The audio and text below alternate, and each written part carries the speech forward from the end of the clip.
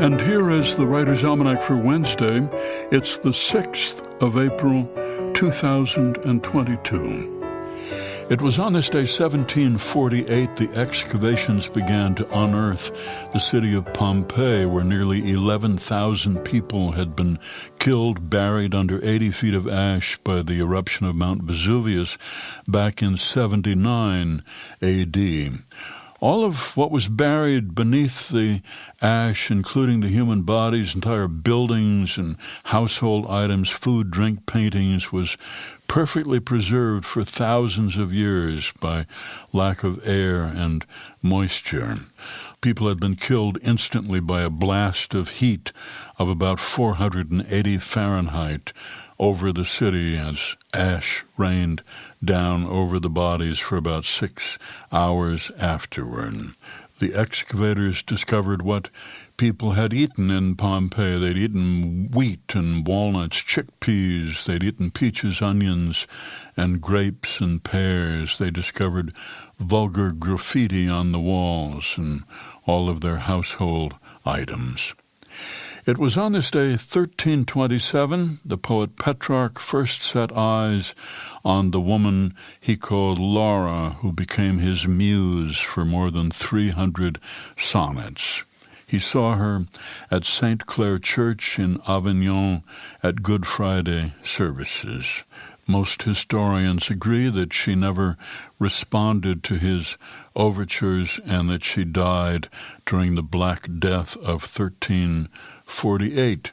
Petrarch wrote about his love for Laura. In my younger days, I struggled constantly with an overwhelming but pure love affair, my only one, and I would have struggled with it longer had not premature death, bitter but salutary for me, extinguished the cooling flames. I certainly wish I could say that I have always been entirely free from desires of the flesh, but I would be lying if I did.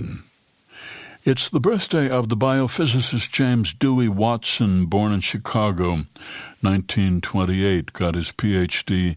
in zoology, and took a job at the University of Copenhagen, where he began his research into the genetic makeup of viruses. Went off to Cambridge University, where he began working with Francis Crick on the subject of DNA. And it wasn't long before they hit on its structure. The double helix looked like a twisted ladder. They published their findings in the journal Nature in 1953 and won the Nobel Prize in 1962 for the discovery. Watson returned to the United States, taught biology at Harvard for more than 20 years, was one of the directors of the Human Genome Project, and retired amidst controversy about comments he had made about the relative intelligence of different races. James Watson, who said, to succeed in science, you have to avoid dumb people. You must always turn to people who are brighter than yourself. His memoir, The Double Helix, was ranked by the Modern Library number 7 on its list of the 100 best nonfiction books of the 20th century. Here's a poem for today by Emily Dickinson, just 8 lines. Exultation is the going.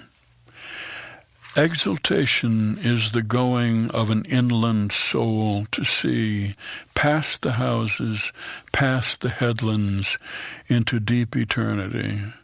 Bred as we among the mountains, can the sailor understand the divine intoxication of the first league out from land? Emily Dickinson's poem, Exultation is the Going. That's the Writer's Almanac for Wednesday, April the 6th. Be well, do good work, and keep in touch.